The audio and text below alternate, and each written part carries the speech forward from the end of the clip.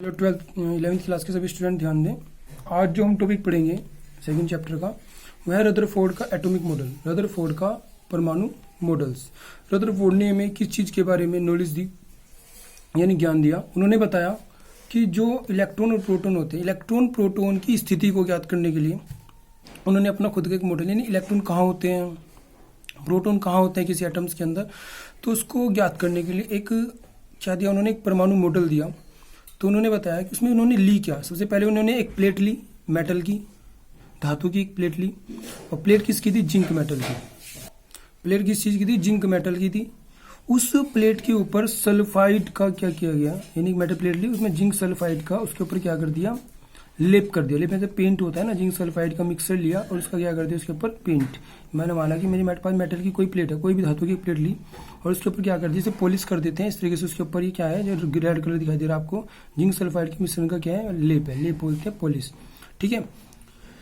तो उन्होंने क्या किया, पॉलिश करने के बाद इस प्लेट को सीधा रखा और इस प्लेट के जस्ट सामने उन्होंने क्या करा, गोल्ड फॉइल बोलते हैं सोने की पन्नी के छोटे छोटे गोल गोल टुकड़े काटे और रख दिए, ठीक है। गोल गोल क्या निकाले, टुकड़े, और उसको एक मैक्सिमम दूरी पर एक दूसरे के बीच गैप बना के एक दूसरे के बीच रख दिया, थोड़ी थोड़ी सी दूरी पर। उनके जस्ट सामने उन्होंने क्या किया, हीलियम न्यूक्लियाई, हीलियम को पहले आयनिक फॉर्म में लेके आए, क्योंकि जब हीलियम आयनिक फॉर्म में होगा जब वो अपने अंदर से एनर्जी को क्या कर सकते हैं, निकाल सकते हैं। क्योंकि नॉन आयनिक फॉर्म में तो न्यूट्रलाइज होता है हीलियम, क्योंकि इनर्ट गैस से होता है। एक्टिव गैस का फैमिली का पहला तत्व है, 18 ग्रुप का 18वें समूह का पहला तत्व हीलियम होता है। जैसे मैं हीलियम से क्या करूँ, 2 इलेक्ट्रॉन रिमूव करा दूँ तो हीलियम पे क्या जाएगा, हीलियम He2+ हो जाएगा, He2+, यानी हम कह सकते हैं He1+ या He2+। हीलियम न्यूक्लियाई क्या है, हीलियम न्यूक्लियाई। तो हीलियम न्यूक्लियाई को जब तुम क्या करोगे, एनर्जी की बेस पे उसको रिमूव घुमाओगे, मतलब उसको एनर्जी दोगे, तो एनर्जी देने पर क्या होता है, हीलियम का जो न्यूक्लियस होगा एनर्जी रिसीव करके थर्मल कंडीशन में अपने अंदर से एक एनर्जी निकालता है। यानी हम पहले क्या करेंगे, हीलियम न्यूक्लियाई को जब एनर्जी देंगे, यानी हम क्या करेंगे, जब हीलियम को एनर्जी देंगे तो हीलियम क्या करेगा, He2+ यानी इलेक्ट्रॉन्स को क्या करा देगा, रिमूव कर देगा अपने अंदर से, यानी इलेक्ट्रॉन्स को बाहर निकाल देगा। क्या कर देगा, इलेक्ट्रॉन्स को बाहर। यानी हम कह सकते हैं कि He को जब एनर्जी दोगे तो He2+ 2 इलेक्ट्रॉन क्या हो जाएंगे, रिमूव। तो He2+ 2 इलेक्ट्रॉन क्या हो जाएंगे, रिमूव हो जाएंगे। तो कहने मतलब यह है कि जो He2+ होगा एनर्जी पर, ये अपने अंदर से एक एनर्जी निकालता है, एक किरण निकालता है। इसका न्यूक्लियस घूमेगा अपने अक्ष पे तो अपने अंदर से पावर निकालेगा। तो उस पावर को निकालेगा तो उस पावर का नाम होता है अल्फा रे भी बोल सकते हैं, या अल्फा पार्टिकल्स रे भी बोल सकते हैं, अल्फा कण रे भी इसको कह सकते हैं, अल्फा कण रे भी कह सकते हैं। जब उस किरण को हम क्या करते हैं, गोल्ड फॉइल पर डालते हैं, उसके जस्ट पीछे क्या होती है, जिंक सल्फाइड की प्लेट होती है, ठीक है। तो जैसे ही वो कहता है कि अगर रे पार्टिकल के अंदर से सीधा गुजर जाती है, पार्टिकल के अंदर से अगर रे क्या हो जाती है, सीधा गुजर जाती है और अपने मार्ग से विचलित नहीं होती, सीधा डायरेक्शन में निकल जाती है, तो अगर विचलित तो उसके अंदर से सीधा निकल जाता है। अगर इस पन्नी से ये किरण सीधी निकल जाती है, जो हीलियम को गर्म करने पर, हीलियम को हीट करने पर, हीलियम को वर्क कराने पर, हीलियम न्यूक्लियाई को वर्क कराने पर जिसके अंदर से जो रेडिएशन निकलती है न्यूक्लियस के द्वारा, वो रेडिएशन अल्फा रेडिएशन, इसको क्या बोलते हैं, अल्फा किरण। क्या बोलते हैं इसको, अल्फा रे, अल्फा रेस अगर सीधी निकल जाती है तो हम कह सकते हैं कि जो गोल्ड फॉइल है उसका अधिकांश भाग क्या होता है, खोखला होता है। कैसा होता है, खोखला, क्योंकि इस पर कोई फर्क ही नहीं पड़ रहा, सीधी निकल रही है। तो इससे निष्कर्ष निकलता है, रदरफोर्ड ने बताया कि अगर सीधे निकल रहा है गोल्ड फॉइल से, सोने की पन्नी सीधी किरण निकल रही है, कि इसका अधिकांश भाग खोखला होता है सोने की पन्नी का।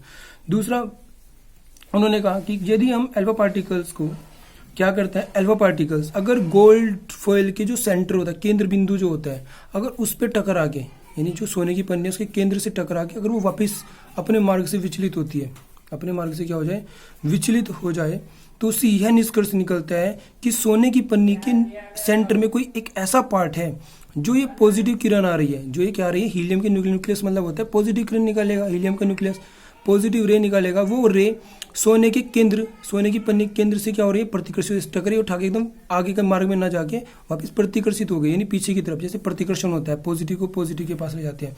तो सोने ने एक निष्कर्ष निकाला कि सोने की पन्नी के केंद्र में, यानी परमाणु के केंद्र में कोई एक ऐसा पार्ट होता है जो पॉजिटिव रे को क्या कर सकता है, रिफ्लेक्ट कर सकता है, यानी कि वापस मोड़ सकता है, प्रतिकर्षित कर सकता है।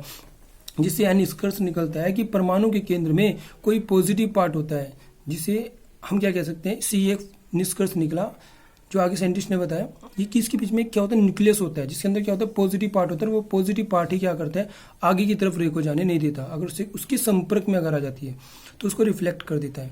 ठीक है। तीसरा बात उन्होंने क्या बताया, तीसरा जो निष्कर्ष था वो क्या निकला कि यदि उन्होंने बताया कि जो विचलित होने वाले जो रेडियस है, यानी कि हीलियम न्यूक्लियाई के अंदर से जो एनर्जी निकलती है, अब वो एनर्जी गोल्ड फॉइल के अंदर से कुछ ही भागों से विचलित होती है, यानी ज़्यादा भागों से विचलित नहीं होती है, अर्थात कम ही। इतने सारे हमने हीलियम न्यूक्लियाई लिए, उन्होंने कहा कि उनमें से क्या होता है, कुछ ही किरण इसके कुछ भाग से क्या होती विचलित होती है, सारे भागों से विचलित नहीं होती। इसलिए हम सिर्फ ये कह सकते हैं, इससे ये निष्कर्ष निकलता है कि जो परमाणु का संपूर्ण आयतन का एक छोटा सा भाग, एक बहुत मीडियम सा भाग ही क्या होता है, पॉजिटिव होता है, जो केंद्र में पाया जाता है, क्योंकि उसके जो बराबर का एरिया होता है वो लाइट को रिफ्लेक्ट नहीं करता, यानी कि जो लाइट को क्या नहीं करता, प्रतिकर्षित नहीं करता। उसके जो इधर का चारों तरफ का पार्ट है प्रतिकर्षित नहीं करता। उसका सूक्ष्म भाग यानी केंद्र का पार्ट ही क्या है, ऐसा पार्ट है, उसका कुछ परमाणु का छोटा सा, परमाणु के संपूर्ण भाग का एक छोटा सा भाग ही बीच में ऐसा है जो पॉजिटिव रे को आने से क्या करता है, आगे की तरफ जाने नहीं देता, उसको प्रतिकर्षित कर देता है। तो अगला उन्होंने निष्कर्ष क्या निकाला कि रदरफोर्ड ने अपने प्रयोग से यह ज्ञात किया कि अलग अलग मेटल फॉइल पर अगर पार्टिकल का क्या करते हैं, पार्टिकल्स की रे को डालते हैं। पार्टिकल्स रे मतलब हीलियम के अंदर की जो न्यूक्लियस होती है उसको डालते हैं, हीलियम पार्टिकल रे डालते हैं, या तो उसने कहा कि पार्टिकल की लंबाई में डिफरेंस होता है, पार्टिकल की जो स्ट्रेंथ होती है, शक्ति होती है, कुछ तो क्या होता है